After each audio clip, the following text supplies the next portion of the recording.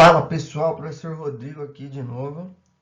E hoje a gente vai ter uma aulinha sobre conceitos da ótica geométrica e também sobre ali espelhos planos, né?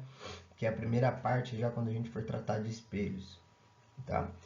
Então, vamos começar essa aula de ótica, né? Primeiro, para a gente entender o que é a ótica, nós vamos ver nessa primeira aula vários conceitos de ótica. A ótica, ela vai ser esse ramo aí da física que vai estudar todos os fenômenos que se relacionam à radiação eletromagnética. Então, fenômenos de radiação, a gente já dos estudos sabe que radiação ela não precisa de um meio para se propagar. E qual que é a radiação mais famosa aí que a gente estuda na física? É a radiação luminosa, a famosa luz, né? Essa luz que a gente sabe do que foi estudado, ela vai se propagar no vácuo numa velocidade de 300 mil quilômetros por segundo. Então, uma velocidade altíssima da luz. Por que propaga no vácuo? O estudo foi com relação ao vácuo, desconsiderando qualquer tipo de atrito, qualquer tipo de perda. Pessoal, para ter uma ideia do que é isso, 300 mil quilômetros por segundo, vamos pensar o seguinte, a Terra ela tem um raio aí de, se não me engano, 6.371 quilômetros. Se a gente calcular o perímetro da Terra, que é para eu dar um percurso aí pelo raio na Terra inteira, calcular essa distância, pegar essa velocidade e calcular o tempo, para vocês terem ideia, com essa velocidade, eu daria por segundo em torno de 7 voltas e meia na Terra. Por segundo, a cada segundo eu daria 7 voltas e meia na Terra. Então a luz ela se propaga numa velocidade absurda, que às vezes a gente não percebe, né? E essa luz ela faz parte aí desse espectro magnético que a gente vai ver no próximo slide. É uma parcela pequena do espectro magnético? Ele vai estar ali, vocês vão ver, é 1% daquilo, né, dos comprimentos de onda. Mas é a parcela aí que a gente consegue mais encontrar no nosso dia a dia, né? Nossa luz visível. Aí embaixo que eu coloquei para vocês, foi só para a gente lembrar, uma onda, ela tem esse formato, que a gente consegue ver aqui, né? Formato da onda. E quando eu pego de uma crista, que é o ponto mais alto da onda, até a outra crista, essa distância aqui equivale ao meu comprimento de onda.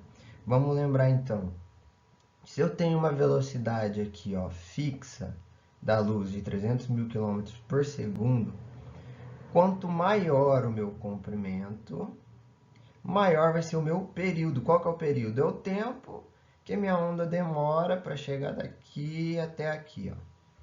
Então, o período ele é o inverso da frequência. O que isso significa? Quanto maior o comprimento de onda, se é maior o período, é menor a frequência. Então, comprimento de onda e frequência são grandezas inversamente proporcionais. Quanto maior meu comprimento de onda, menor a minha frequência.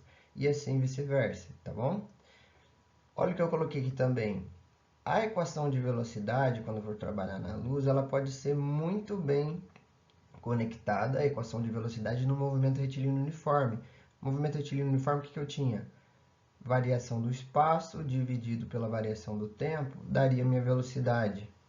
Aqui, a velocidade da onda, qual que vai ser o meu espaço? Vai ser o meu comprimento da onda. Qual que é o meu tempo? É o período da onda, o período de formação da onda. Beleza? Vamos lá, então. Agora aqui, o espectro eletromagnético. Nesse espectro, olha só o que eu tinha falado. O espectro está aqui, ó. Os comprimentos de onda que vão de 10 a menos 14 aqui nessa imagem, até 10 a sexta metros, né? 1 metro, isso aqui seria 1000 quilômetros, nessa parte aqui. Então, para vocês verem como é que as ondas eletromagnéticas são, ó. Os raios gamas, eles têm uma frequência muito alta aqui, ó. Tá vendo que o comprimento de onda é bem pequenininho? A frequência dele é bem mais alta. À medida que eu vou aumentando meu comprimento de onda, minha frequência vai diminuindo. Então, aqui estão as ondas de rádio, micro-ondas, infravermelho, os raios X, quando a gente vai fazer exame, então nessa faixa aqui, ó, de onda, o comprimento de onda bem pequeno, uma frequência mais alta. Radiação ultravioleta, a famosa radiação do Sol. E aqui nessa partezinha aqui, ó, tem a luz visível. Qual que é a luz visível? É o que a gente consegue enxergar, que a gente consegue captar com o nosso olho. Essa luz vocês podem perceber, ó, comprimentos de ondas menores, a luz tende mais para um tom lilás. À medida que o meu comprimento de onda vai aumentando, ó, de 400 nanômetros aqui até 700, eu percebo que ele vai ganhando mais tons de vermelho, ó. Então é o famoso RGB, né? Que muitos aí podem jogar ou ver em configurações do computador. R de red, vermelho, G de green, verde e B de blue. A escala de cores que eu considero azul, vermelho e amarelo. Essa escala aqui não, é um RGB já com tonalidades, tá? E aqui eu tenho outro espectro, uma outra figura, o mesmo espectro, só para vocês verem. Nessa parte aqui eu peguei a luz visível, né, que é o que está aqui embaixo. Olha só, as ondas, a maneira que eles se comportam quando não estão nessa parte da luz visível. Fica escuro, por quê? Porque a gente não consegue enxergar nesse ponto aqui, ó, tá? E aqui o espectro ele pode vir de uma onda com comprimento pequeno até uma onda com comprimento maior, ou ele pode colocar dessa maneira também, em função da frequência, ó. Então os comprimentos de ondas maiores aqui até os comprimentos de ondas menores, tá? É assim que funciona o espectro, só para a gente vincular frequência, comprimento de onda e o tipo da minha onda, tá? Mas o que a gente vai trabalhar agora é a luz visível, na sua grande maioria. Beleza. Aqui a gente já entra direto na luz, né? Tem dois conceitos importantíssimos aqui de luz. Primeiro, raio de luz. Sempre que a gente considerar que a minha luz ela está em um meio que é isótropo e homogêneo, o que seria isso? Seria um ambiente, vamos dizer assim, que ele apresenta todas as propriedades da luz, todas as propriedades físicas, em todas as direções, elas vão ser as mesmas, tá? É um meio, vamos dizer, um meio ideal. O que eu tenho nesse meio ideal? Eu tenho que a minha luz ela vai se deslocar de maneira linear, então um formato de linhas assim, ó. Cada linha dessa é um raio de luz. Quando eu tenho um conjunto de raios de luz, eu vou ter formado um feixe de luz, tá? Isso daqui, então ela vai ser linear quando o meu meio é isótropo e homogêneo. Quando não for isótropo e homogêneo, como é que essa luz vai se deslocar? Ela vai se deslocar de forma curvilínea, então não vai ser mais uma retinha, vai começar com umas curvas na hora do deslocamento. Mas raio de luz a gente considera em ambientes ideais, que vai ser a maioria da parte dos estudos de vocês, vai ser como sendo uma linha mesmo, tá? E aqui do feixe de luz que a gente tinha falado, o feixe de luz é um conjunto de vários raios, né? Então aqui, por exemplo, eu tenho 4 raios e um feixe formado. Esse feixe ele pode se comportar de 3 maneiras principais. Ele pode ser um feixe cônico convergente. Como é que funciona isso? É o exemplo da lupa. Quando eu estou olhando para a lupa aqui, ó, no lado esquerdo aqui do meu slide. Cônicos, porque ó, na hora que ele chegou na lupa, o que aconteceu? Ele formou um cone aqui, ó. E o que é convergir? Convergir é tender a um ponto específico. Então esses raios vão tender todos ao mesmo ponto. Estão convergindo para um ponto, chegando em um ponto em comum. Então quando os meus raios formarem um cone e todos tenderem a um ponto, cônico convergente. Feixe de luz, para ele ser cônico divergente, de novo, forma o cone, por exemplo, da vela. E divergente, o que é? Esses raios vão se espalhar. Então, todas as vezes que os meus raios forem cada vez mais espalhando, se espaçando mais entre eles, são cônicos, um feixe de luz cônico divergente. Já no caso do laser, né, que é um feixe de luz muito concentrado, ele já é um feixe de luz cilíndrico. Né? Nesse caso aqui, os raios de luz eles são paralelos uns aos outros, aqui a distância sempre vai ser a mesma, tá? Então por isso que a vela ela vai iluminar uma porção grande da sua parede quando você deixa ela aí, né? O laser vai iluminar bem uma parcela pequena e a lupa, né? Para as crianças aí já fizeram isso, às vezes tentar colocar fogo num pedaço de papel.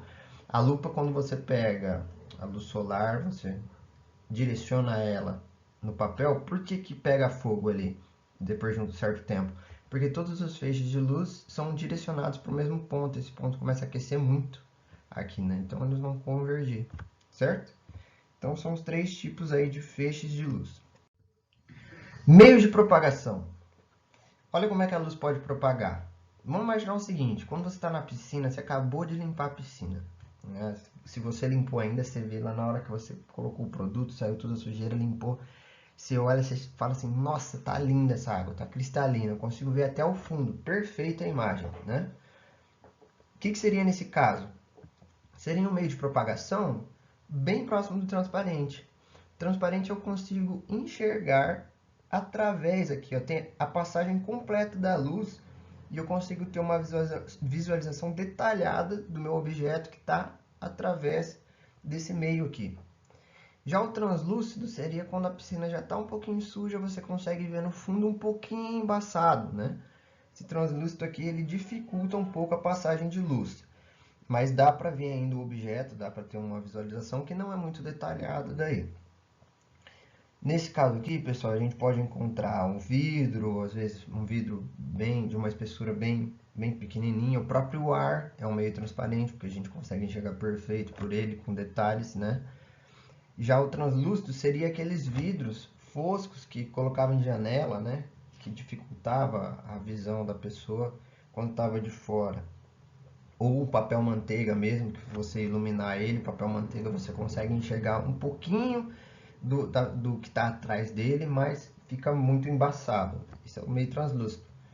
O meio opaco ele não deixa passar luz, então ele não vai permitir essa passagem aqui. Seria como você colocar um caderno na frente aqui, ó, da imagem, esse caderno não vai permitir a passagem de luz. Então, exemplos do dia a dia. Pode ser uma porta, uma parede, né, que não deixa passar essa luz. Pode ser um carro, quando o carro passa em frente à pessoa, você não consegue enxergar a pessoa que está atrás dele, né, que pode resultar em acidente de trânsito. Então, o meio opaco não deixa a luz passar, certo? Vamos continuar então. Fontes de luz agora. Vocês viram que tem vários conceitos, né? As fontes de luz, eles são corpos visíveis, eles podem emitir ou refletir a luz de outros corpos. Então, se eu for avaliar a natureza de uma fonte de luz, eu posso chamar, com relação à natureza, o corpo luminoso é aquele que vai emitir uma luz própria, a luz que vem dele mesmo. Por exemplo, o Sol aqui, emite a luz própria dele, que chega na gente todos os dias na Terra. Ou até uma lâmpada. Uma lâmpada quando eu estou considerando que ela ali está gerando, está emitindo luz para o ambiente, né? Quando está escuro. O corpo iluminado ele já seria através de outro corpo, que é uma fonte primária. Ele funciona como se fosse uma fonte secundária, ou seja, ele é iluminado por outro corpo e emite uma luz que vem de outro.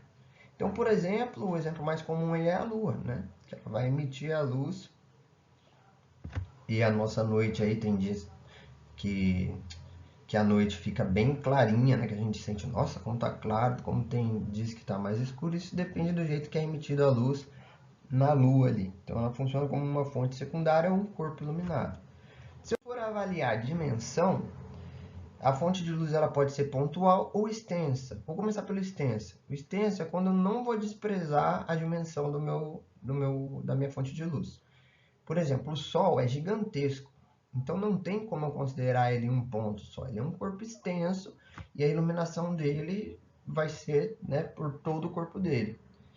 Se eu considerar aí meu ambiente uma sala, por exemplo, na sala, uma luz ela pode iluminar bem, uma lâmpada, né? Ela pode iluminar bem a minha sala. Então eu posso considerar ela como se fosse um corpo extenso aí. Ela faz diferença no meu ambiente. Agora, um corpo pontual, imagina o seguinte, ó. O corpo pontual é aquele que eu já posso desprezar a dimensão dele com relação ao meio. Uma vela, imagina você colocar uma vela bem pequenininha no meio de um salão muito grande. Vai ser uma luz tão pequenininha que, de certa forma, eu vou desprezar a vela. Eu vou ver só a luz ali. Então, nesse caso que eu desprezo a minha dimensão, ele é uma fonte de luz pontual. Tá? Então, tudo depende do referencial. Se o meu referencial for muito maior com relação à minha fonte de luz, ela é pontual. Se o meu referencial eu já puder considerar aquela fonte de luz como uma fonte extensa, tudo bem também. Nesse caso, eu posso considerar o corpo em si, que está emitindo luz. Quando é pontual, é normalmente o que a gente vai mais considerar nos estudos, tá? Uma fonte de luz pontual. Beleza. Então aqui agora, pessoal, a gente só vai ver, para fechar essa primeira parte, com exercícios também, né? Alguns princípios da ótica geométrica e aplicações da ótica. Né? Um princípio já certo, né? Lembrando, quando eu estou em um meio isótropo, a minha propagação da fonte luminosa, ela é retilínea. Então, se eu tenho uma propagação retilínea aqui, ó, nesse caso, eu tenho uma lanterna, ela vai jogar vários feixes de luz, né, no meu corpo. Isso aqui vai gerar o quê? Vai gerar sombra e penumbra. Então, a propagação retilínea, ela faz com que eu possa estudar o eclipse, formação de sombra, penumbra, corpo iluminado, né? Tudo isso só por eu considerar que as fontes luminosas emitem um raio de luz que ela se propaga de maneira retilínea. Já com relação ao princípio de reversibilidade, vamos ver essa figura aqui, ó. Se eu tenho uma fonte luminosa aqui, figura A, e ela está emitindo luz aqui no espelho, esse raio de luz ele vai refletir e subir aqui, ó, certo?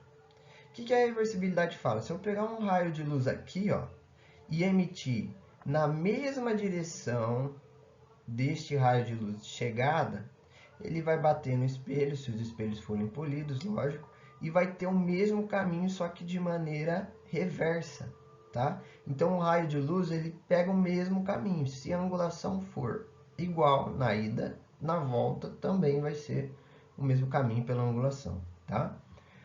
E o princípio de independência é quando a gente vai numa festa lá e eu tenho um refletor azul lá, né? Um refletor vermelho, um refletor verde, e eles ficam se cruzando e chega em mim essa luz verde, essa luz vermelha, como por exemplo aqui, ó. É a independência dos raios de luz, né? Então cada raio ele vai cruzar e ele vai continuar como se não tivesse outro ali. Eles não vão se chocar, né?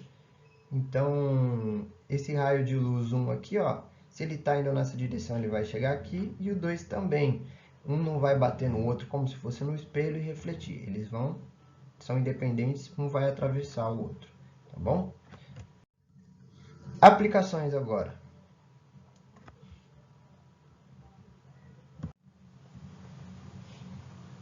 Beleza, vamos lá. Aqui, ó, pessoal, formação de sombra e penumbra, né? O que é a sombra? A sombra é a ausência total de luz. E a penumbra vai ser aquela região que eu vou ter um pouco de luz que passou, né? Mas um pouco não passou. Então, é uma região de ausência parcial de luz.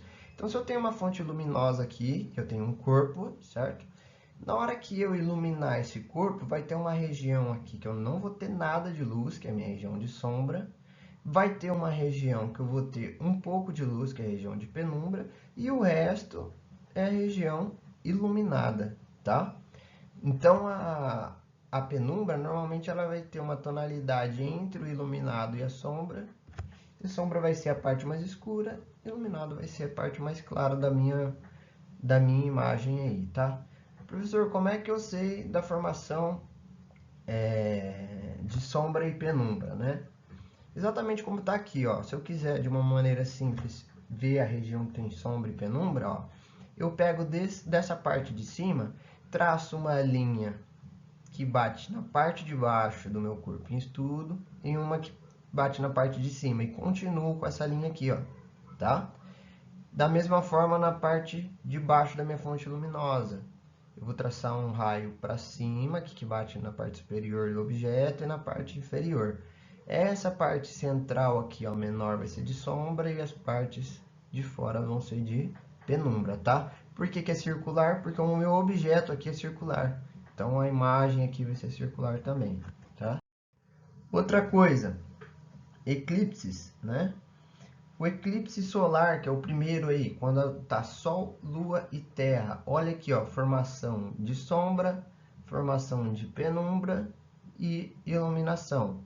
Fora que pela propagação retilínea também, lá que a gente aprendeu que é o primeiro princípio da ótica, né? Esse raio ele vai se propagar retilíneo e o que acontece? Essa parte aqui, ó, não vai ficar iluminada. Então, isso aqui quer dizer que quando o raio bate nessa parte da Terra, o raio de Sol, aqui é dia. E aqui onde não é iluminado, noite. Então, pela rotação da Terra, por isso que temos dias e noites, né? Mesma coisa acontece no eclipse lunar, só que daí é a Lua que vai estar totalmente aqui coberta pela sombra da Terra, tá? Quando o Sol bate aqui. A penumbra, se vocês perceberem aqui, eu acho que nem chega a pegar em alguma parte da Lua, né? Pela dimensão dos dois do planeta Terra e da Lua. Beleza? Então, formação de eclipse solar vem também desses princípios aí de ótica. E o outro princípio é da câmara escura. A câmara escura de orifício é assim, ó. Eu vou considerar uma câmara aqui, né? Pode ser uma caixa fechada, totalmente opaca. Ela não deixa passar de luz, é um meio opaco. Só que ele vai ter um furinho aqui, ó. Esse furinho aqui, na hora que eu pegar o meu corpo iluminado, né? Esse feixe de luz ele vai me gerar uma imagem invertida dentro da câmara de orifício. Então, tem vários exercícios que ele pode considerar com câmara de orifício, tá? Uma imagem aqui e uma invertida bem menor aqui. Como é que eu considero isso? O meu corpo aqui, meu objeto, vou considerar sendo esse Ozinho aqui, essa distância, tá? Da parte superior da cabeça até o pé aqui, ó, distância do meu corpo. A imagem gerada dentro da câmara, pode perceber aqui, ó de objeto e de imagem, né? A imagem é gerada aqui em sentido inverso e também tem um comprimento. Essa distância da câmara até a pessoa eu vou chamar de P, ou em alguns casos D, né, em alguns livros. E o tamanho da minha câmara aqui, o comprimento da câmara, eu chamo de P', tá? Então, os estudiosos fizeram o que? Eles estudaram isso aqui e chegaram em uma proposição, que quando eu vincular o tamanho do meu objeto com a imagem, eu também posso vincular a distância do meu objeto até a câmara pela distância aqui, o comprimento dessa parte de baixo da câmara, tá? Então, quando eu tiver um exercício de câmara escura, é isso aqui que eu vou ter que abordar. Repito, em alguns casos eles usam D aqui e D' aqui embaixo, tá? Mas é só questão de consideração aí do meu problema. E da última parte, antes de ir para os exercícios, tem só sobre os fenômenos e sobre a cor, né? Os fenômenos ópticos. Quais são os 3 fenômenos mais famosos aí? Que a gente vai estudar bem em partes em próximas aulas. Quando vem um feixe de luz aqui, uma parte desse feixe, ele pode refletir, é o primeiro fenômeno, reflexão. Outra parte desse fecho pode refratar. O que é refratar? Ele vai passar pelo meio, né? Igual essa parte em azul aqui, que é a refração, o fenômeno da refração. E uma outra parte do eixo pode ser absorvido. Isso tomando um pouco das aulas de termodinâmica, a radiação, o que ela é, né? Por corpos negros, né? Ela é bem absorvida. Então, uma parte do feixe sempre é absorvido. Então, eu tenho a absorção, reflexão e refração. São os 3 fenômenos ópticos. Aí que a gente só está citando, depois a gente vai tratar com mais calma cada um deles. Última coisa, isso aqui é uma das coisas que eu acho mais interessante, pessoal. Quando você descobre, você entende o porquê que gera aquelas dúvidas, até nas redes sociais, do vestido ser branco e dourado, ou preto e azul, que seja, né? O que é a cor, pessoal? Quando eu vejo um objeto de uma cor, né, o que isso significa para a gente, né? Vamos pensar o seguinte, ó, o preto ele é a ausência de cor e o branco ele é a presença de todas as cores, certo? Imagina que eu tenho uma fonte luminosa aqui, pode ser um canhão de luz, ela vai me emitir todas as cores. Se o meu objeto for azul, o que ele vai fazer? Ele vai refletir apenas o feixe da fonte luminosa que veio azul, ó. todos os outros tons, pode ser até esse aqui, ó, parecido, eles vão ser absorvidos pelo meu objeto. Então, o que é a cor? É exatamente o feixe de luz que é refletido para a gente, ó. Então, se eu tenho um feixe aqui, ó, policromático, vem muitos raios luminosos aí de vários comprimentos de onda, igual a gente viu lá no espectro. Se meu objeto é azul, ele vai refletir só o azul. Olha esse objeto vermelho aqui, ó. O feixe de luz veio vermelho e refletiu o vermelho também. O resto é absorvido. O branco não é a presença de todas as cores? Então, se eu tiver um feixe monocromático, o que é monocromático? Só com uma tonalidade de cor. Por exemplo, se ele vem vermelho, já que no branco aqui eu tenho todas as cores, ele vai refletir o vermelho. Se vir o azul, ele vai refletir o azul. Se vir o amarelo, ele vai refletir o amarelo. Se vir um feixe com todas as cores, ele vai refletir todas as cores. Mas o que é a presença de todas as cores? Branco. Por isso que o objeto branco a gente vê ele branco mesmo. Porque ele vai refletir todas as cores e a mistura de todas as cores, branco. Né? Já quando eu tenho um objeto preto, por que quando a gente usa roupa branca, né, normalmente, é no calor, porque ele vai refletir o raio solar, né, na grande parte. Uma parte vai ser absorvida, lógico, mas num caso ideal, era para ele refletir o raio por inteiro. Então, de certa forma, o nosso corpo ele não vai se aquecer tanto. Quando eu tenho roupas pretas, a tendência é os raios de luz aqui, né, os feixes, as radiações eletromagnéticas, eles chegarem, e como não tenho presença nenhuma de luz aqui, ele não vai poder refletir nada. Então, o que vai acontecer? Todos esses raios aqui, esse feixe aqui por inteiro, vai ser absorvido pelo meu objeto. Beleza? Então, quando a gente vê algum tipo de cor, aqui está sendo refletida aquela cor. Quando a gente não vê nenhuma cor, quer dizer que todas estão sendo, quando a gente vê o preto, né? Todas estão sendo absorvidas. Tá bom? Branco, presença de todas as cores. Preto, ausência de cor. E aí a gente já vai para os exercícios, pessoal. Então vamos lembrar de tudo que a gente tinha visto aí de cor, de características dos raios, né? Uma coisa muito comum, já que vai ser usado nesse primeiro exercício, como a gente trabalha muito com ângulos, vocês podem ver que foi formado muito triângulo nesses feixes, figuras geométricas e ângulos, nós vamos trabalhar bastante com a semelhança de triângulo, tá? Então vamos resolver primeiro essa questão da PUC do Rio de Janeiro. A uma certa hora da manhã, a inclinação dos raios solares é tal que um muro de 4 metros de altura projeta no chão horizontal uma sombra de 6 metros. Uma senhora de 1,60 m de altura, caminhando na direção do muro, é totalmente coberta pela sombra quando se encontra a quantos metros do muro? Então vamos lá. Então vamos lá, pessoal. Como é que a gente vai resolver isso aí? Ó? Por semelhança de triângulos, tá? Como eu já tinha falado antes. Então vamos pensar o seguinte. O muro ele tem 4 metros, certo? Já que o muro tem 4 metros, ele fala que a sombra vai ser de 6 metros. Então, um muro de 4 metros e uma sombra de 6 metros tem um triângulo aqui. A pessoa de 1,6 metros, a mulher, se eu traçar exatamente o ponto aqui, ó, que bate no meu feixe de luz, ele quer saber qual que é essa distância aqui. Por quê? Porque toda essa parte está na zona de sombra. Então, a mulher ela vai estar aqui dentro. Qual que é essa distância? Pega a semelhança de triângulos. Tem um triângulo maior de altura 4, base 6. Um triângulo menor de altura 1,6 e base 6 menos x. Então, é isso que eu faço aqui, ó. A altura do triângulo maior 4, base do triângulo maior 6. A altura do triângulo menor 1,6, base do triângulo menor 6 menos x. Multiplico cruzado, isso aqui vai dar, ó, 4 vezes 6 menos x, 24 menos 4x, e 6 vezes 1,6, 9,6.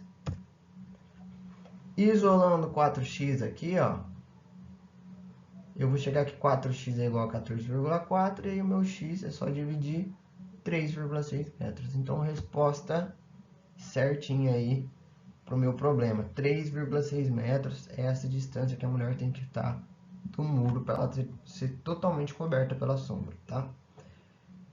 Beleza, vamos para o próximo, então. Agora da PUCamp de São Paulo.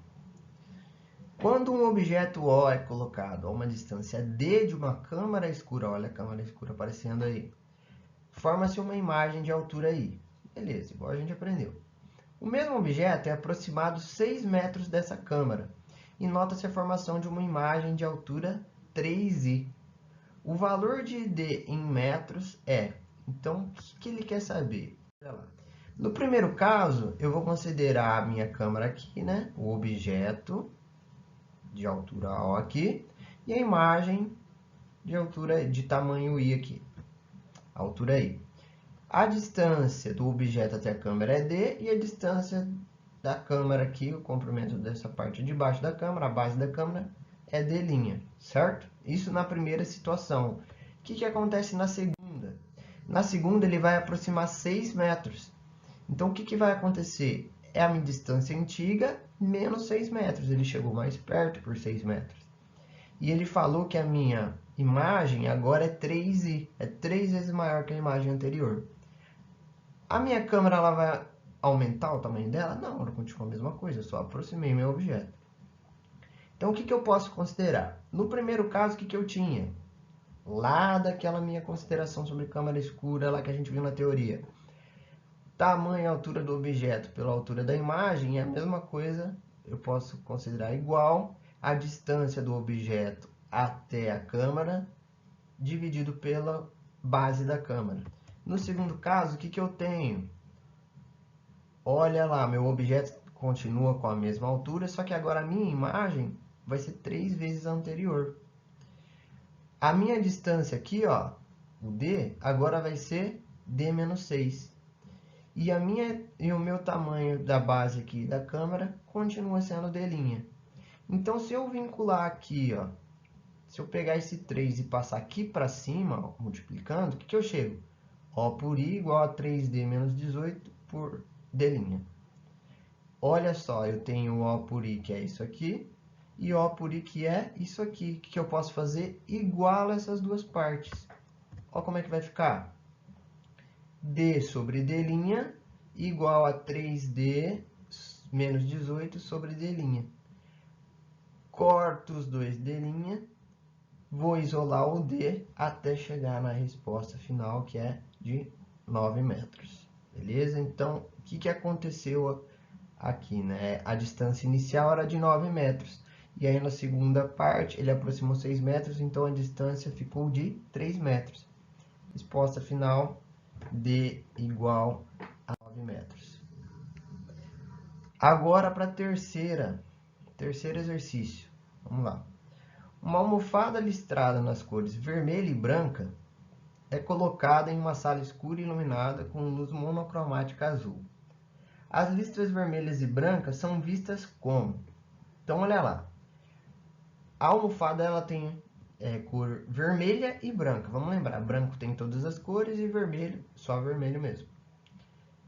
E ela vai ser iluminada por uma luz monocromática azul. Então, só vai vir uma luz azul. O que acontece? O que a gente vê é quando a luz é refletida pelo objeto. Na hora que essa luz azul bater no vermelho, ela não vai refletir. Então, o que vai acontecer? Vai absorver. Na hora que absorveu, essa cor vermelha aqui vai ser vista como preto, porque a ausência de luz. O preto eu não vou ver cor nenhuma, tá? Eu não vou ter luz nenhuma. A luz vai ser totalmente absorvida, não vai ser refletida para o meu olho enxergar isso.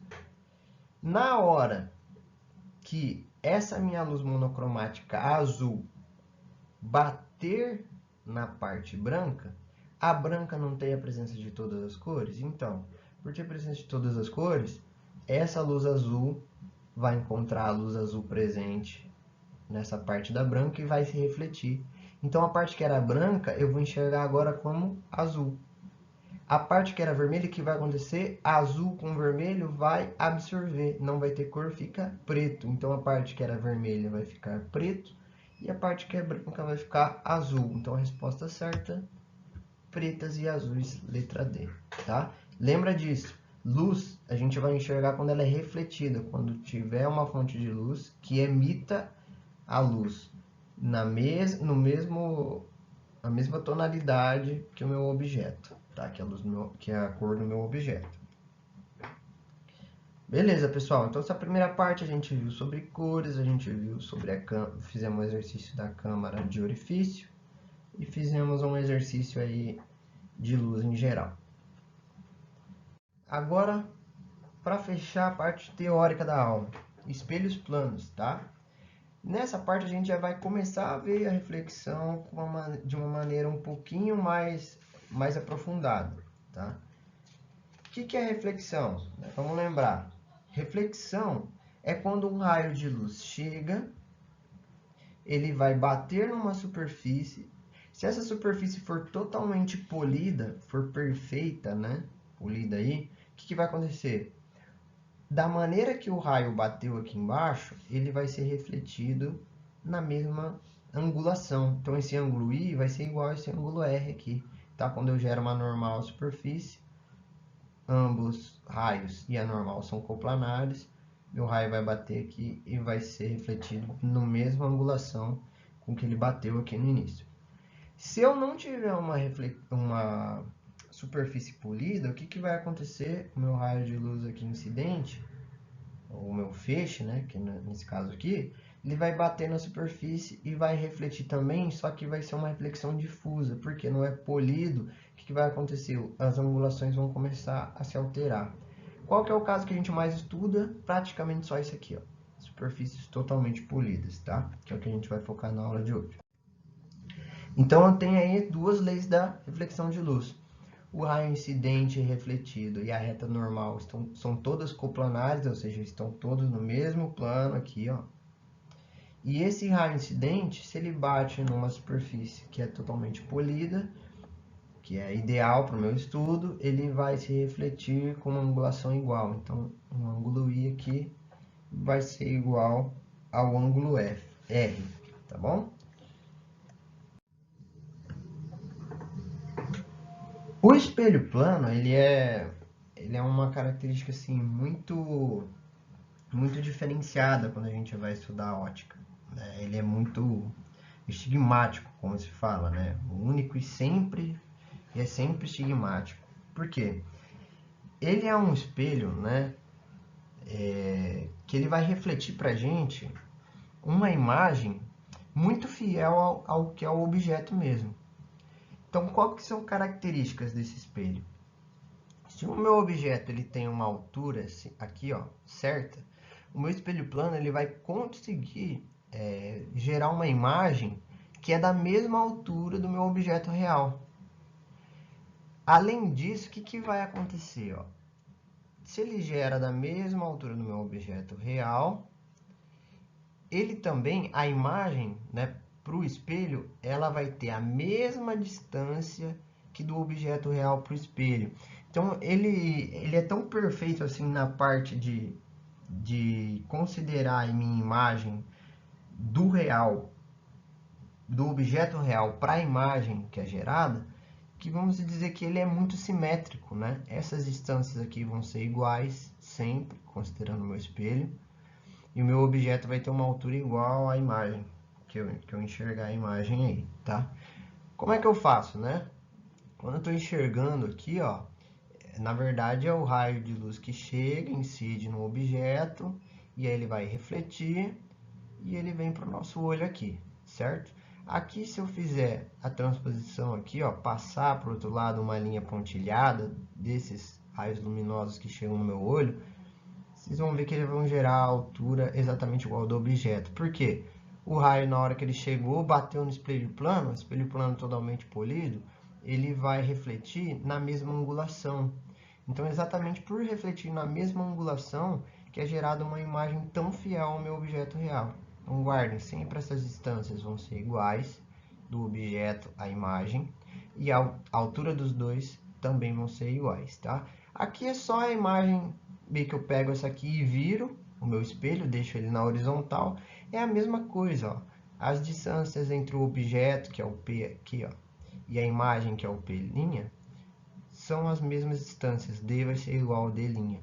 E a altura dos objetos também. Nesse caso aqui é pontual, agora estou considerando um ponto, como se fosse o corpo, né? O que a gente fala do espelho plano também? Que a imagem que é gerada por ele vai ser virtual. O que é a imagem virtual?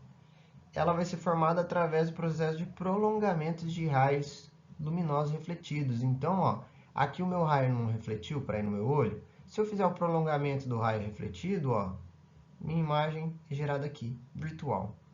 E direta, por quê? Diferente da câmera escura que a gente viu, o objeto, se ele está em pé aqui, a imagem vai ser gerada em pé também. Por isso que ela é direta, ela tem a mesma orientação. Os objetos vão ter o mesmo tamanho, o objeto e a imagem, e vai ser totalmente simétrico no espelho aqui, né? Formar triângulos aí muito simétricos, tá?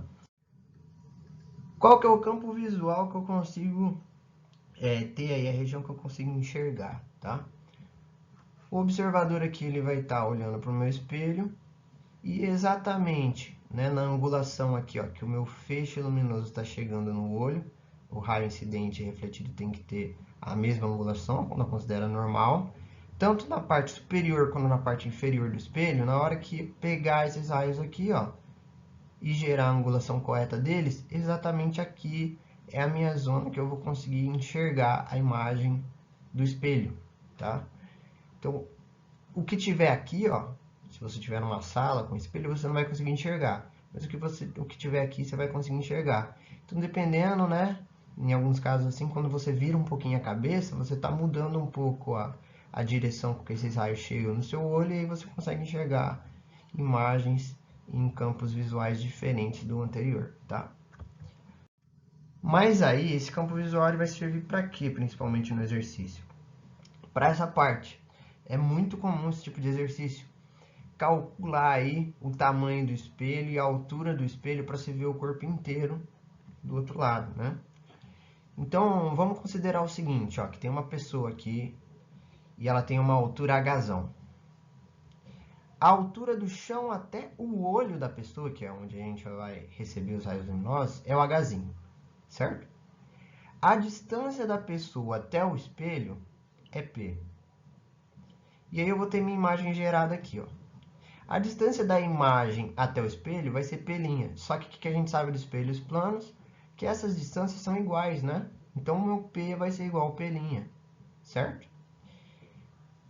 E qual que vai ser a distância entre as duas, entre o meu objeto e a imagem aqui? Já que P igual a P', a distância aqui do objeto e da imagem vai ser 2P, tá? Vai ser essa parte aqui que é P e essa parte também é P, beleza? Vou trabalhar com semelhança de triângulos. Como assim, ó? Vamos considerar o seguinte, ó. Aqui eu tenho a pessoa, que tem a altura dela. Distância até o espelho de P. Distância do espelho até o meu objeto aqui, ó. P também. E esse Ezinho eu vou considerar como sendo o tamanho do meu espelho. Então, o que eu posso fazer? Eu posso fazer semelhança de triângulos assim, ó. Triângulo maior agora. O que eu tenho? Base 2P, certo? E a altura, Hzão. Do triângulo menor, o que eu tenho? Base E, coloco em cima aqui do H. E a minha... a altura é E, né? E a minha base é Pzinho, ó. Eu faço uma vinculação, então, entre as alturas do meu triângulo, altura E e altura H, e entre as bases dos meus triângulos. Do triângulo maior que tem o H, eu tenho 2P, ó. E do triângulo menor que tem o tamanho do espelho, eu tenho P. E aí, na hora que eu fizer essa consideração, o que eu vou chegar? A altura mínima para eu me enxergar inteiro no espelho, para enxergar o meu corpo inteiro, a altura mínima do espelho, o tamanho do espelho, tem que ser a altura da pessoa dividido por 2. Então, se eu tenho 1,80 m, qual que tem que ser o tamanho do espelho para eu poder me enxergar inteiro, né? O comprimento desse espelho. 1,80 m dividido por 2, 90 centímetros. Então, esse espelho vai ter que ter 90 centímetros de altura.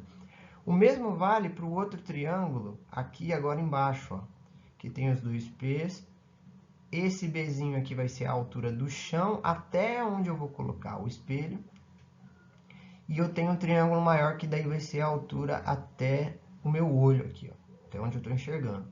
Então, fazendo a mesma coisa semelhante de triângulos, eu vou chegar que a altura do chão até a base do meu espelho tem que ser a altura dos meus olhos até o chão dividido por 2, tá? Então, eu tenho como calcular, para eu me enxergar o corpo inteiro no espelho, eu tenho que calcular qual que vai ser a altura que eu vou ter que pôr a base do espelho, isso vinculado a distância do meu olho até o chão, e qual que vai ser o comprimento aqui, a altura do meu espelho, vinculado à minha altura normal aí, tá?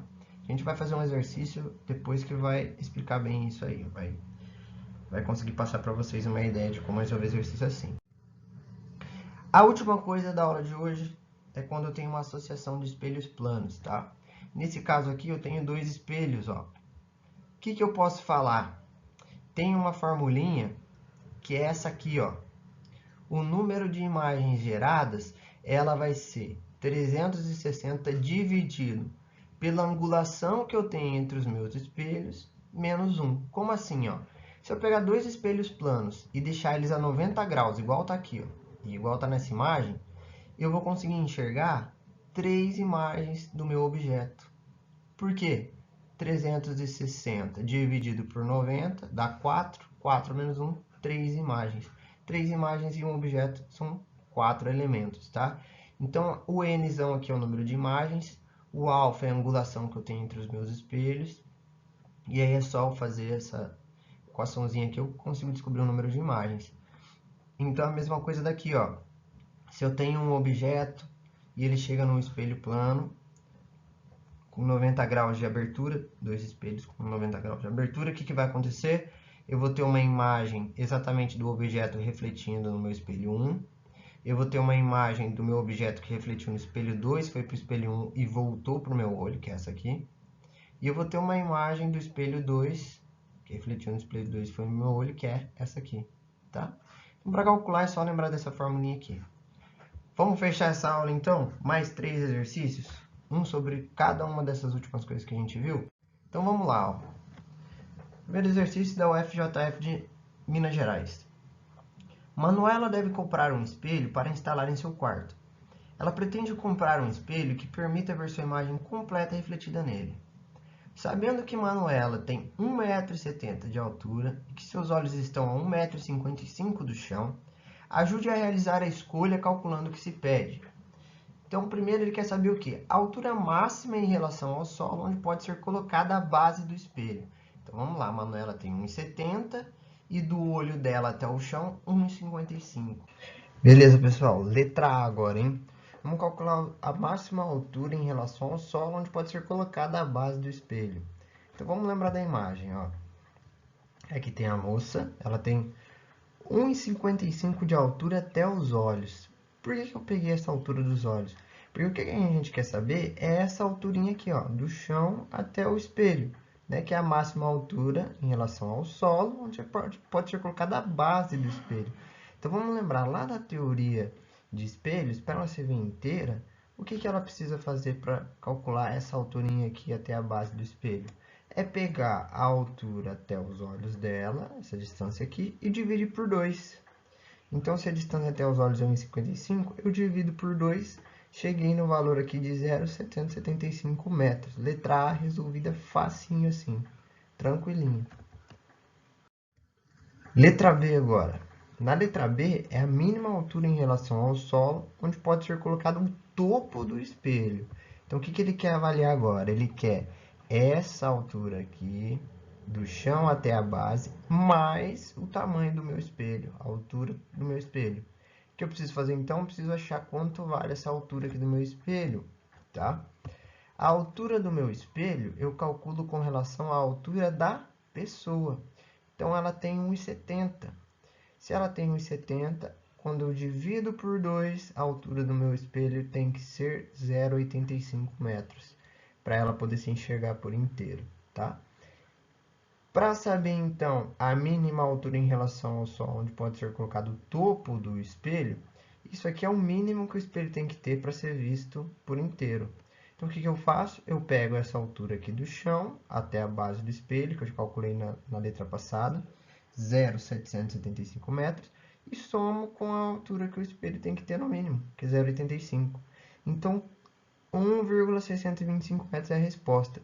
Qualquer espelho que seja maior que 0,85, ou seja, que o topo seja maior que isso aqui, a pessoa vai conseguir se enxergar por inteiro de acordo com a altura dela, tá? Então, para calcular a altura da base do solo até a base do espelho, preciso saber da informação do chão até meus olhos. Para calcular da base do espelho até o topo do espelho aqui, ou seja, a altura do espelho, preciso saber da altura da pessoa por inteiro, beleza? E assim a gente termina o segundo exercício. Esse exercício agora, analise o esquema abaixo referente ao espelho plano. Tem o observador objeto e tem 4 pontos ali. Ele quer saber qual desses pontos vai ser que eu vou enxergar a imagem mesmo do meu objeto, já que é o espelho plano. O que a gente sabe da teoria do espelho plano? A teoria do espelho plano fala... Olha aí, já apareceu até o D4, né? A resposta, que é o 4. Por que é o 4? Porque exatamente a distância do objeto até o espelho é a distância do espelho até o ponto 4 aqui, ó. Se eu quiser também fazer uma linha aqui, ó, com a mesma angulação vindo do observador ao objeto, quando eu passar essa linha desse lado aqui pontilhado, ele vai bater exatamente no 4. Mas o principal é que essas distâncias, quando eu trabalho com espelho plano, tem que ser iguais. Então, aqui, o ponto 4 vai ser o ponto que eu vou ter como resposta. Tranquila essa? Bem tranquilinha. Isso dá para resolver rápido. Último exercício. Observando as imagens formadas por 2 espelhos planos de um objeto entre eles colocados, Sined, um curioso aluno, verifica que para determinado ângulo formam 5 imagens. Entretanto, fazendo variar o ângulo entre os espelhos, o número de imagens diminui. Pode-se então concluir que... Então, aí ele está falando que o ângulo era de 60 graus, 30 ou 72 graus, e ele dá as opções de que o espelho estava aumentando, o ângulo entre os espelhos estava aumentando ou diminuindo, tá? Para que eu resolva isso aí? Vamos lá, ó. Para calcular a angulação, né, do meu espelho aí e a formação de imagens, eu tenho essa equaçãozinha aqui, ó. Então, se formou 5 imagens, eu substituo o meu n por 5. Substituindo meu n por 5, eu vou ter que o meu alfa aqui, que é a angulação entre os espelhos, já descubro a angulação. Então, ó, substituindo ele por 5, vou chegar numa coisa assim. Nesse caso, multiplico todos por alfa aqui. Por que eu faço isso? Para poder cortar esse alfa de baixo, tá? Cortando esse alfa de baixo, eu vou chegar nessa equação aqui, ó. 5α igual a 360 menos alfa. Esse menos alfa eu vou passar para lá positivo, fica 6α igual a 360. Na hora que eu passar dividindo 6, eu sei que o meu ângulo entre os espelhos é de 60 graus, tá? Já descobri a primeira parte da resposta. Um ângulo de 60 graus. Mas e aí? Como a gente percebe que o número de imagens formadas pelo espelho ele está diminuindo à medida do tempo, o que isso significa? Olha só, quando a minha angulação aumenta aqui, ó, quanto maior esse número, vamos dizer, se fosse 360 dividido por 90, aqui daria 4. 360 dividido por 180, aqui daria 2. Então, quanto maior for essa angulação, menos imagens eu vou formar. Então, se o número de imagens está diminuindo, significa que ele está aumentando o ângulo. Ele vai de 60 e vai subindo. Então, o número de imagens formadas pelo espelho passou a diminuir, conclui-se que o ângulo entre os espelhos estava aumentando. Então, a resposta certa, letra A, o ângulo era inicialmente de 60 graus e o ângulo entre os espelhos estava aumentando. Beleza? Hoje foi uma aula aí recheada, quase uma hora de aula, pessoal. Então, sobre espelhos e sobre toda essa parte de ótica geométrica, de conceitos. Qualquer dúvida, deixem nos comentários, mandem no e-mail que está aí embaixo, beleza? E aí a gente volta para a próxima aula para falar um pouquinho mais de ótica mais tarde. Então, prazer, pessoal, muito obrigado e valeu!